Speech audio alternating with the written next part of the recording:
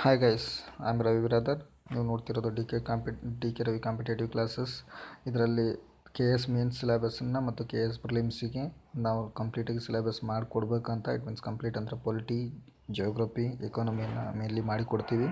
ಇದ್ರ ಬಗ್ಗೆ ನಾವು ಈಗ ಫಸ್ಟು ಸಿಲೆಬಸ್ಸನ್ನು ಡಿಸೈಡ್ ಮಾಡೋಣ, ಕಂಪ್ಲೀಟಾಗಿ ತಿಳಿದುಕೊಳ್ಳೋಣ. ಸಿಲೆಬಸ್ ಬಹ್ಯಾಟ್ ಮಾಡಿ ಆದರೆ ಪಾಸಿಬಲ್ ಆದರೆ, ಯಾಕಂತಂದರೆ ಕಾಂಪಿಟೇಟಿವ್ ಇದರಲ್ಲಿ ಹೆಂಗಿದೆ ಅಂತಂದರೆ ಕಂಪ್ಲೀಟ್ ಸಿಲೆಬಸ್ಸನ್ನು ಬಹ್ಯಾಟ್ ಮಾಡಿ ಮತ್ತು ಪ್ರೀವಿಯಸ್ ಇಯರ್ ಕ್ವಶನ್ ಪೇಪರನ್ನ ನೋಡ್ಕೊಳ್ಳಿ. ನೋಡಿದ್ರೆ ನಿಮಗೆ ಯಾವ ಥರ ಕ್ವಶನ್ ಕೇಳ್ಬೋದು, ಏನು ಕೇಳ್ತಾನೆ ಅನ್ನೋದನ್ನು ಗೈಡ್ ಮಾಡುತ್ತೆ. ಸೊ ಯಾವ ಸಿಲೆಬಸನ್ನು ಓದಬೇಕು, ನಿಮ್ಗೊಂದು ಬುಕ್ ಕೊಟ್ಟರೆ ಅಥವಾ ನ್ಯೂಸ್ ಪೇಪರ್ ಕೊಟ್ಟರೆ ಏನನ್ನು ಕವರ್ ಮಾಡಬೇಕು ಅನ್ನೋದನ್ನು ನಿಮ್ಗೆ ಸಿಲೆಬಸ್ ಹೇಳುತ್ತೆ. ಸೊ ಹಾಗಾಗಿ ಪ್ಲೀಸ್ ಬ್ಯಾಟ್ ಇಟ್, ಓಕೆ.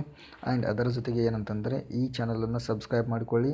ನಮ್ಮ ಚಾನಲ್ನಿಂದ ಬಂದಿರೋ ವೀಡಿಯೋಸು ಅಥವಾ ನಿಮಗೆ ಹೆಲ್ಪ್ ಆಗುತ್ತಾ, ವಿಡಿಯೋಸನ್ನು ಪೊಲಿಟಿ ಆಗಲಿ ಯಾವುದೇ ಸಬ್ಜೆಕ್ಟಲ್ಲಿ ನಿಮ್ಗೆ ಹೆಲ್ಪ್ ಆಗುತ್ತೆ. ಆಮೇಲೆ ಕರೆಂಟ್ ಅಫೇರ್ಸನ್ನು ಮಾಡಿಕೊಡ್ತೀವಿ, ಹೆಲ್ಪ್ ಆಗುತ್ತೆ. ಸೊ ಹಾಗಾಗಿ ಸಬ್ಸ್ಕ್ರೈಬ್ ಮಾಡ್ಕೊಳ್ಳಿ. ಆಮೇಲೆ ರಿಮೋಟ್ ಏರಿಯಾದಲ್ಲಿರೋ ನಿಮ್ಮ ಫ್ರೆಂಡ್ಸಿಗೂ ಹೇಳಿ ಈ ಗ್ರೂಪಿನ ಬಗ್ಗೆ. ಹಾಗೆ ಇದನ್ನು ಅವರಿಗೆ ಕಳಿಸಿ ಶೇರ್ ಮಾಡಿ, ಚಾನಲನ್ನು ಶೇರ್ ಮಾಡಿ, ಅವರಿಗೆ ಹೆಲ್ಪ್ ಆಗುತ್ತೆ. ನೀವು ಒಂದು ಹೆಲ್ಪ್ ಮಾಡೋದು ನಮಗೆ ಹೆಲ್ಪ್ ಮಾಡೋ ಥರ ಆಗುತ್ತೆ. ಆಮೇಲೆ ವಿಡಿಯೋನ ಮಾಡೋಕ್ಕೆ ನೆಕ್ಸ್ಟ್ ಪ್ರಮೋಷನ್ ಆಗುತ್ತೆ ನಮಗೆ.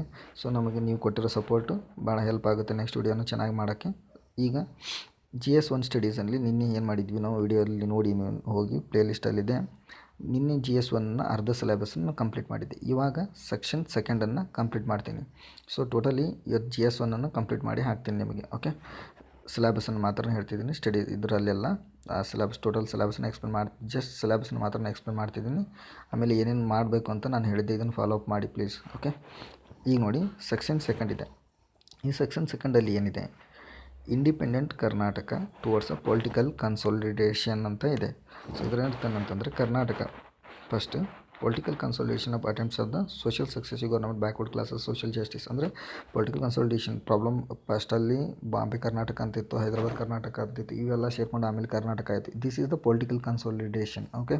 ಅದು ಯಾವ ಥರ ಆಯಿತು ಅನ್ನೋದನ್ನು ನಾನು ಮತ್ತೆ ಮಾತಾಡ್ತೀನಿ. ಇವಾಗ ಜಸ್ಟ್ ಏನಿದೆ ಅನ್ನೋದನ್ನು ಮಾತ್ರ ತಿಳ್ಕೊಳ್ಳಿ. ಈ ಕನ್ಸಾಲಿಡೇಷನ್ ಬಗ್ಗೆ ಸಿಲೆಬಸ್ ಹೇಳ್ತಿದೆ. ಆಮೇಲೆ ನೆಕ್ಸ್ಟ್ ಬ್ಯಾಕ್ವರ್ಡ್ ಕ್ಲಾಸಸ್ ಮತ್ತು ಸೋಷಿಯಲ್ ಜಸ್ಟಿಸ್. ಇದು ಏನಿದೆ ಅಲ್ಲ, backward means O B C caste ಮತ್ತು ಆಮೇಲೆ ಸೋಷಿಯಲ್ ಜಸ್ಟಿಸ್. ಅವರಿಗೆ ಯಾವ ಥರ ಪ್ರಾಬ್ಲಮ್ಸ್ ಇದೆ, ಸೋಷಿಯಲ್ ಜಸ್ಟಿಸ್ ಪ್ರೊವೈಡ್ ಆಗ್ತಿದೆಯೋ ಎಲ್ಲೋ, ಎಕನಾಮಿಕಲ್ ಜಸ್ಟಿಸ್ ಆಗಲಿ ಪೊಲಿಟಿಕಲ್ ಜಸ್ಟಿಸ್ ಆಗಲಿ ಸಿಗ್ತಿದೆಯೋ ಎಲ್ಲ ಅನ್ನೋದ್ರ ಬಗ್ಗೆ ಮಾತಾಡೋಣ. ಮತ್ತು ನಾವು ಇದ್ರ ಮೇಲೆ ಏನಾಗಿದೆ, ರಿಪೋರ್ಟ್ಸ್ ಆಫ್ ಹಾನೂರ್ ಕಮಿಟಿ ಅಂತ ಇದೆ. ಸೊ ಈ ರಿಪೋರ್ಟು ರೆಕಮೆಂಡೇಷನ್ಸ್ ಏನು ಅಂತ ನಾನು ಮತ್ತೆ ಮಾತಾಡ್ತೇನೆ. Venkataswamy committee and Chinnappa Reddy committees and ಅವ್ರ ರೆಕಮೆಂಡೇಷನ್ಸ್ ನಾವು ಮತ್ತೆ ತಿಳಿದುಕೊಳ್ಳೋಣ.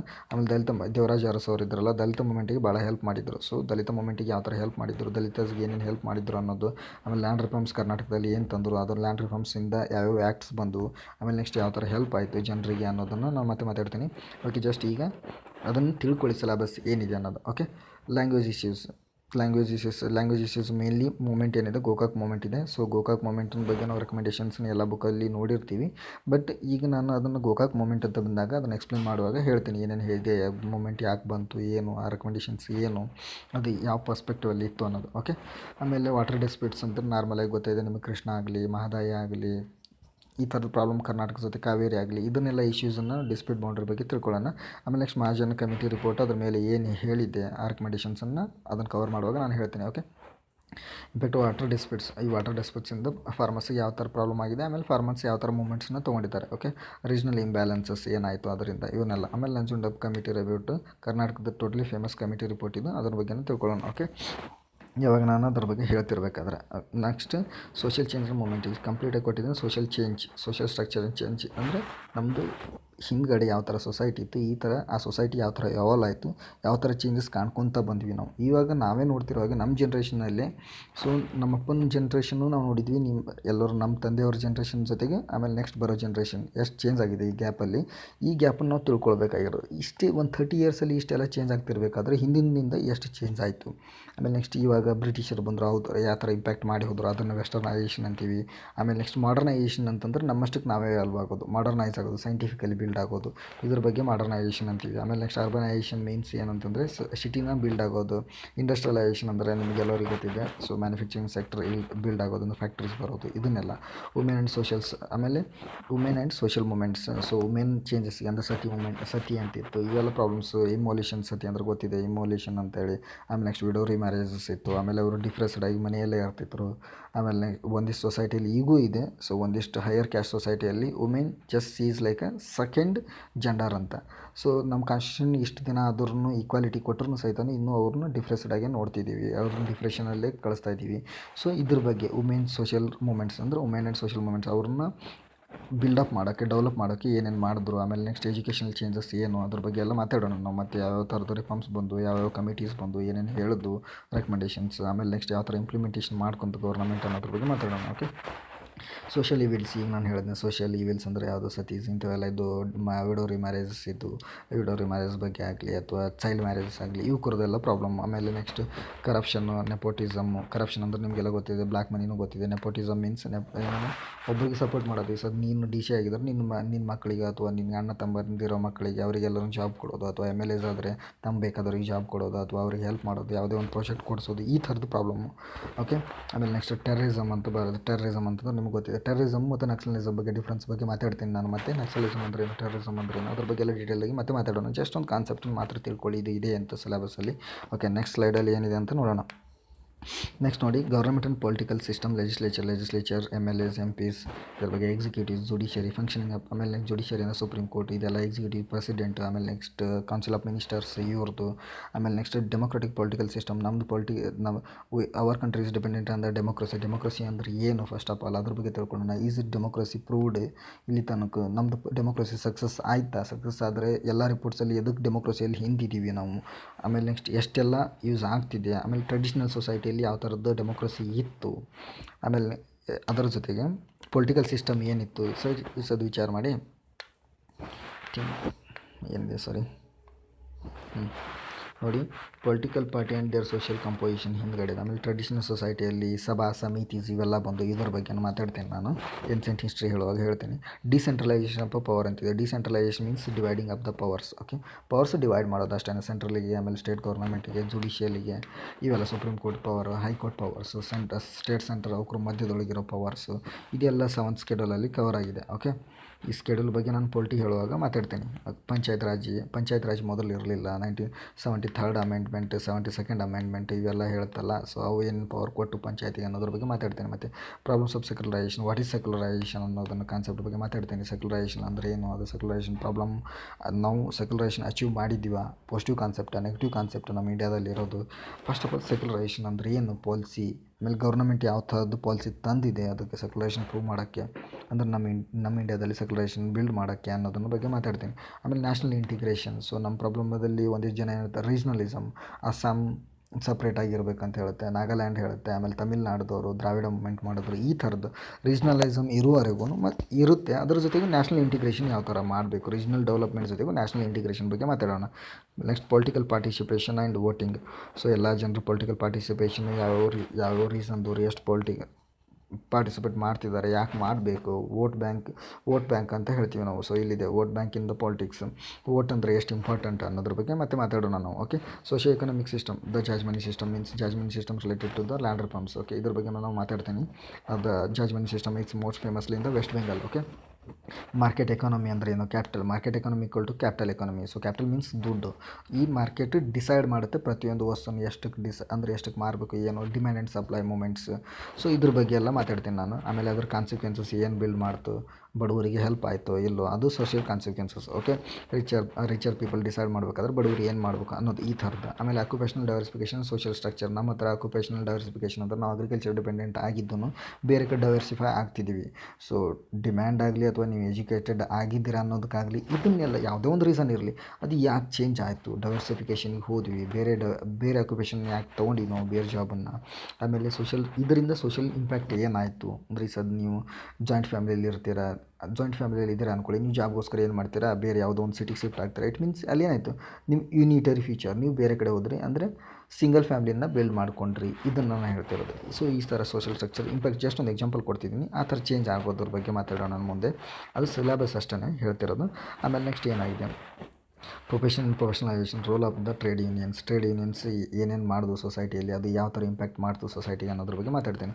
Social determinants and consequence of economic development ಅಂದರೆ ಏನು, ಎಕನಾಮಿಕ್ ಗ್ರೋತ್ ಅಂದರೆ ಏನು, ಎರಡರ ನಡುವೆ ಡಿಫ್ರೆನ್ಸ್ ಏನು, ಸೊ ಅದು ಡೆವಲಪ್ಮೆಂಟು ಸೊಸೈಟಿಗೆ ಯಾವ ಥರ ಇಂಪ್ಯಾಕ್ಟ್ ಮಾಡಿದೆ, ಏನನ್ನು ಕೊಡುತ್ತೆ ಅದು, ಅದರಿಂದ ಪ್ರಾಬ್ಲಮ್ ಏನಾಯಿತು ಅನ್ನೋದ್ರ ಬಗ್ಗೆ ಮಾತಾಡ್ತೀನಿ. ಎಕನಾಮಿಕ್ ಇನ್ಇಕ್ವಾಲಿಟೀಸು ಬಿಲ್ಟ್ ಆಯ್ತು ಅದರಿಂದ, ಅದನ್ನ ಬಗ್ಗೆ ಮಾತಾಡ್ತೀನಿ. ಆಮೇಲೆ exploitation and corruption, globalisation its social impact. Okay, next rural social system and rural development, spread of education by the missionaries. Okay, ರೂರಲಲ್ಲಿ ಎಜುಕೇಷನ್ ಯಾವ ಥರ ಬಿಲ್ಡ್ ಆಯಿತು, ಮಿಷನರೀಸ್ ಯಾವ ಥರ ಹೆಲ್ಪ್ ಮಾಡಿದ್ರು ಅಂದರೆ ಕ್ರಿಶ್ಚಿಯನ್ ಮಿಷನರೀಸ್ ಆಗಿರ್ಬೋದು ಅಥವಾ NGOs ಆಗಿರ್ಬೋದು, ಯಾರನ್ನಾಗಿರ್ಬೋದು. ಸೊ ಪ್ರಿಂಟಿಂಗ್ ಫ್ರೆಶ್ ಅವರೆಲ್ಲ ಏನು ಮಾಡಿದ್ರು, ಪ್ರಿಂಟ್ ಮೀಡಿಯಾಸ್ದವರು, ನ್ಯೂಸ್ ಪೇಪರು, ಎಜುಕೇಷನ್ ಬಿಲ್ಡ್ ಮಾಡೋಕ್ಕೆ ಯಾವ ಥರದ್ದು ಇದನ್ನು ತೊಗೊಂಡ್ರು, ಕ್ರಮಗಳನ್ನು ತೊಗೊಂಡ್ರು. ಆಮೇಲೆ ಯಾವ ಥರ ಇಂಪ್ರೂವ್ ಆಯಿತು, ಯಾವ ಥರ ಇಂಪ್ಯಾಕ್ಟ್ ಮಾಡ್ತು ರೂರಲ್ ಪೀಪಲ್ಗೆ ಎಜುಕೇಷನ್ ಬಿಲ್ಡ್ ಆಗೋಕ್ಕೆ. ಆಮೇಲೆ ಸ್ಕಾಲರ್ಲಿ ಸ್ಟಡೀಸ್, ಇಟ್ ಮೀನ್ಸ್ ಯಾರೊಬ್ರು ಆಥರ್ಸ್ ಇರ್ತಾರೆ, ಏನೋ ಒಂದು ಸ್ಟಡೀಸ್ ಬರೆದಿರ್ತಾರೆ ಎಜುಕೇಷನಿಂದ ಏನೇನು ಆಗುತ್ತೆ ಅನ್ನೋದು, ಆ ಬುಕ್ ಓದೋರು ಯಾವ ಥರ ಚೇಂಜಸ್ ಆದರು, ಆಮೇಲೆ ನೆಕ್ಸ್ಟ್ ಅದರಲ್ಲಿ ತೋರಿಸಿರೋ ಡೈಗ್ರಾಮ್ ಏನನ್ನು ಮಾಡ್ತವ್ರಿಗೆ ಅನ್ನೋದನ್ನು ನಾನು ಮಾತಾಡ್ತೀನಿ. ಜಸ್ಟ್ ಒಂದು ಎಕ್ಸಾಂಪಲ್ ಕೊಡ್ತಿದ್ದೀನಿ ಅಷ್ಟೇ. ಓಕೆ, ನೆಕ್ಸ್ಟ್ ಸ್ಲೈಡಲ್ಲಿ ಏನಿದೆ, section 3 Indian economy planning rural development. So Indian economy totally ಈಗ ನಾವು ಮಾತಾಡೋದು, ಇದರಲ್ಲಿ ಇಂಡಿಯನ್ ಎಕಾನಮಿಯಲ್ಲಿ ಏನಿದೆ ನೋಡಿ, post independence, it means after independence ಸಿಕ್ಕ ನಂತರ ನಮ್ಮ ಎಕ್ಸ್ಪೀರಿಯನ್ಸ್ ಆಫ್ ದ ಅಗ್ರಿಕಲ್ಚರ್, ನಮ್ಮದು ಅಗ್ರಿಕಲ್ಚರ್ ಡಿಪೆಂಡೆಂಟ್ ಕಂಟ್ರಿ ಹೌದು, ಅದರ ಬಗ್ಗೆ ಮಾತಾಡೋಣ. ಅಗ್ರಿಕಲ್ಚರ್ ಹೆಂಗಿತ್ತು ಏನು, ಓಕೆ, ಅದು ಯಾವ ಥರ ಡೆವಲಪ್ಮೆಂಟ್ ಆಕ್ಕೊಂತ ಬಂತು. Industry, tertiary sector, industry means manufacturing sector ಯಾವ ಥರ ಬಂತು, ಯಾವ ಥರ ಎವಾಲ್ವ್ ಆಯಿತು, ಯಾವ ಥರ ಹುಟ್ಕೊಂತು ಅಂದ್ರೆ ನಾವು ಕ್ಯಾಪಿಟಲ್ ಇಂಡಸ್ಟ್ರೀಸ್ನ ಬಿಲ್ಡ್ ಮಾಡ್ತಿದ್ದೀವಿ, ಮೊದಲು ಮಾಡೋಕ್ಕಾಗ್ತಿರಲಿಲ್ಲ, ದುಡ್ಡು ಕಡಿಮೆ ಐತಿ, ಇವೆಲ್ಲ ಪ್ರಾಬ್ಲಮ್ನ ಮಾತಾಡ್ತೀನಿ. Tertiary sector means service sectors, communication ಆಗಲಿ, ಬ್ಯಾಂಕಿಂಗ್ ಆಗಲಿ, ಅಥವಾ ಏನೇ ಒಂದು ಸರ್ವಿಸ್ ಕೊಡೋದು ಅದ್ರ ಬಗ್ಗೆ. Okay, growth and distributive justice, ಪವರ್ಟಿ inequality. So ನಮ್ಮ ದೇಶದಲ್ಲಿ ಪವರ್ಟಿ ಮತ್ತು ಇನ್ಇಕ್ವಾಲಿಟಿ ಯಾವ ಲೆವೆಲಿಗೆ ಇದೆ ಅನ್ನೋದ್ರ ಬಗ್ಗೆ ಮಾತಾಡ್ತೀನಿ. Growth of the Karnataka economy during the plan year. Okay, ಮ್ಯಾಗ್ ಹೇಳಿರೋದು ಅದನ್ನು ಕರ್ನಾಟಕದಲ್ಲಿನೂ ಸ್ಟಡಿ ಮಾಡಬೇಕು. Economy India and international. So economy ಏನಿದೆ ಅಲ್ಲ, ಇಂಡಿಯಾದು ಇಂಟರ್ನ್ಯಾಷನಲ್ ಜೊತೆ ಯಾವ ಥರ ರಿಲೇಷನ್ ಇದೆ, ಗ್ರೋತ್ ಆ್ಯಂಡ್ ಟ್ರೇಡ್. ಆಮೇಲೆ ವ್ಯಾಲ್ಯೂಮ್, ಸೊ ಎಷ್ಟು ನಾವು ಎಕ್ಸ್ಪೋರ್ಟ್ ಮಾಡ್ತೀವಿ, ಇಂಪೋರ್ಟ್ ಮಾಡ್ತೀವಿ, ಅದೆಲ್ಲ ಯಾವ ಥರ. Domestic and foreign capital in economic development. Okay, capital ಎಷ್ಟು ಅಂದರೆ ಫಾರಿನ್ ಕ್ಯಾಪಿಟಲ್ ನಮ್ಮ ಹತ್ರ ಎಷ್ಟು ಬರುತ್ತೆ, ನಮ್ಮದು ಎಷ್ಟು ಹೋಗುತ್ತೆ, ಫಾರಿನ್ ಎಕ್ಸ್ಚೇಂಜಸ್ ಎಷ್ಟಾಗುತ್ತೆ, ಆಮೇಲೆ ಬ್ಯಾಲೆನ್ಸ್ ಆಫ್ ಪೇಮೆಂಟ್ ಅಂದರೆ ಏನು, ಇದ್ರ ಬಗ್ಗೆ ನಾನು ಹೇಳ್ತೀನಿ. ಬ್ಯಾಲೆನ್ಸ್ ಆಫ್ ನಮ್ಮ ಗ್ರೂಪಲ್ಲಿ ಹೇಳ್ಕೊಡ್ತೀನಿ ನಾನು. ಸೊ ಬೇರೆಯವರು ಹೇಳ್ಬೋದು ಬ್ಯಾಲೆನ್ಸ್ ಆಫ್ ಪೇಮೆಂಟ್ ಅಂದರೆ ಏನು, ಫಾರಿನ್ ಎಕ್ಸ್ಚೇಂಜ್ ಅಂದರೆ ಏನು, ಇದ್ರ ಬಗ್ಗೆ ಎಲ್ಲ ಮಾತಾಡ್ತೀನಿ. ಕರ್ನಾಟಕ ಎಕ್ಸ್ಪೋರ್ಟ್ಸ್ ಆ್ಯಂಡ್ ಇಂಪೋರ್ಟ್ಸ್ ಇದು ಎಕಾನಮಿಯಲ್ಲಿ ಬರೋ ಕಾನ್ಸೆಪ್ಟ್. ಆಮೇಲೆ ನೆಕ್ಸ್ಟ್ ಏನಿದೆ, development patterns and disparities among the regions. So difference rural ಮತ್ತು ಅರ್ಬನ್ನಲ್ಲಿರೋ ಡಿಫ್ರೆನ್ಸ್ ಏನು, ಅವು ಎರಡರ ನಡುವೆ among the reasons. So rural ಒಂದು ರೀಸನ್ ಆದರೆ ಡಿಸ್ಟ್ರಿಕ್ಟ್ ಅಥವಾ ಸಿಟೀಸು ಅಥವಾ ಟೌನು ಯಾವುದು ಅದೊಂದು ರೀಸನ್ ಆಗುತ್ತೆ. ಅವ್ರ ನಡುವೆ ಡಿಫ್ರೆನ್ಸ್ ಎಷ್ಟಿದೆ ಡೆವಲಪ್ಮೆಂಟದ್ದು. ಆಮೇಲೆ ಅದನ್ನು ಚೇಂಜ್ ಮಾಡೋಕ್ಕೆ ಪಬ್ಲಿಕ್ ಅಂದರೆ ಗೌರ್ನಮೆಂಟ್ ಏನು ತಂತು ಆ ಡಿಸ್ಪ್ಯಾರಿಟಿನ ಕಡಿಮೆ ಮಾಡೋಕ್ಕೆ. Prospects and problems, special economic zones build ಆದವು. ಸ್ಪೆಷಲ್ ಎಕನಾಮಿಕ್ ಝೋನ್ಸ್ ಗುಜರಾತಲ್ಲಿ 1965 ಬಿಲ್ಡ್ ಆಯಿತು, ಬೆಳಗಾವಿಯಲ್ಲಿ ಕರ್ನಾಟಕದಲ್ಲಿ ಬಿಲ್ಡ್ ಆಯಿತು. ಸೊ ಅವು ಯಾವಾಗ ಏನು ಯಾವ ಥರ ಬಿಲ್ಡ್ ಆದವು, ಸ್ಪೆಷಲ್ ಎಕನಾಮಿಕ್ ಝೋನ್ಸ್ ಅಂದರೆ ಏನು, ಫಸ್ಟು ಅದು ಯಾಕೆ ಬಿಲ್ಡ್ ಆದವು, ಅದರಿಂದ ಏನು ಹೆಲ್ಪ್ ಆಯಿತು ನಮಗೆ. ಆಮೇಲೆ ಅದರಲ್ಲಿ ಸೋಷಿಯಲ್ ಎಕನಾಮಿಕ್ ಝೋನ್ಸಲ್ಲಿ ಅಥವಾ ಕರ್ನಾಟಕದಲ್ಲಿ ಯಾವುದೇ ಪಬ್ಲಿಕ್ ಪಾಲಿಸೀಸ್ ತಂದರು ಅದು ಪ್ರಾಬ್ಲಮ್ಸ್ ಕ್ರಿಯೇಟ್ ಏನು ಮಾಡ್ತು, ಆ ಪ್ರಾಬ್ಲಮ್ಸ್ ಕ್ರಿಯೇಟ್ ಮಾಡೋಕ್ಕೆ ರೆಡ್ ರಸಲ್ಸ್ ಕಮಿಟೀಸ್ ಅಂತ ಒಂದು ಡೆವಲಪ್ಮೆಂಟ್ ಡಿಸ್ಪ್ಯಾರಿಟಿ.